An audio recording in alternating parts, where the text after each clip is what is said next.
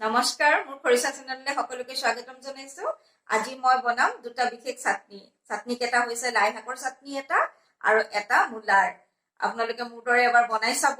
আৰু এতিয়া বতৰৰ বিভিন্ন ধৰণৰ পাচলি খাবলৈ খুবেই ভাল হয়, সেইকাৰণে মই ভাবিলো আজি দুটা মই চাটনিকে বনাও। আৰু লাই শাকৰ চাটনিটো খুবেই ভাল হয়, খালি আপোনালোকে লাই শাক কেইডাল কোমলীয়া ল'ব। আৰু মুলাৰ চাটনিটো খুব বেছি ভাল হয় আৰু চটপটা বস্তুৰ লগতো খাব পাৰিব, ভাতৰ লগতো পাৰিব। আৰু মোৰ ভিডিঅ'টো চাই যদি ভাল লাগে লাইক কৰিব, কমেন্ট কৰিব, শ্বেয়াৰ কৰিব আৰু মোৰ চেনেলটো এবাৰ সাবস্ক্ৰাইব কৰি দিব। লাই শাকৰ চাটনি বনাবলৈ এইখিনি মই লাই শাক লৈছো, ধুই পেলাই ভালকে। আৰু এই 5-6 ফুটামান মই এনেকে নহৰু কুহ লৈছো, আধা ইঞ্চি মান এটুকুৰা আদা লৈছো আৰু 3টা কেঁচা জলকীয়া লৈছো। আৰু মই এইখিনি মিক্সি গ্ৰাইণ্ডাৰত গ্ৰাইণ্ড কৰি ল'ম। আৰু মই লৈছো মুলাৰ চাটনি বনাবলৈ দুটা মুলা লৈছো, খিনি ধনিয়া লৈছো, দুটা পিয়াজ লৈছো আৰু দুটা কেঁচা জলকীয়া লৈছো। আৰু দুইটা চাটনিতে মই নিমখ মোৰ আন্দাজ অনুযায়ী ল'ম। আৰু মই দুটুকুৰা নেমু এনেকৈ লৈছো, কাজি নেমু।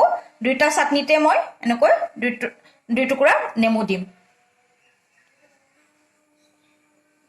আৰু মুলাৰ চাটনিৰ বাবে মই মুলাকেইটা পিহনাত পিহি ল'ম। লাই শাকখিনি মই এনেকৈ ডাঙৰ ডাঙৰকৈ কাটি ল'লো। আৰু ইয়াতে মই জলকীয়া কেইটা, আদা টুকুৰা আৰু এই নহৰু কেইফুটা দি মই এতিয়া মিক্সিত জাৰত গ্ৰাইণ্ড কৰি ল'ম। আৰু মই এতিয়া মুলা কেইটা এনেকৈ পিহিম, এনেকৈ পিহি ল'ম। পিহি পেলাই মই ইয়াতে ধনিয়া কুটি দিম, জলকীয়া কুটি দিম আৰু পিঁয়াজ কেইটা কুটি দিম।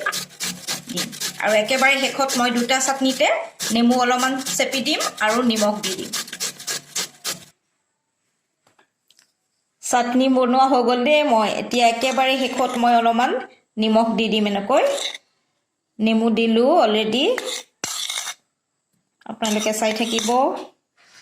এতিয়া এইখিনি দি মই এনেকৈ লৰাই দিম।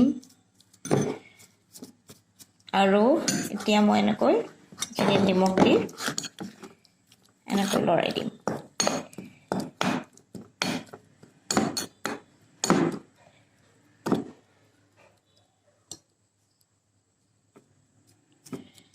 খাবলৈ বহুত ভাল হয়, আপোনালোকে বনাব।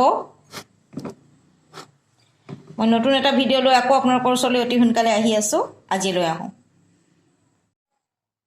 লাই শাকৰ চাটনিটো আপোনালোকে ভাতৰ উপৰিও বেলেগ চটপটা সকলো বস্তুৰ লগত খাব পাৰিব, কিন্তু মুলাৰ চাটনিটো আপোনালোকে অকল ভাতৰ লগতে খাব। খুবেই ভাল লাগে খাই পেলাই।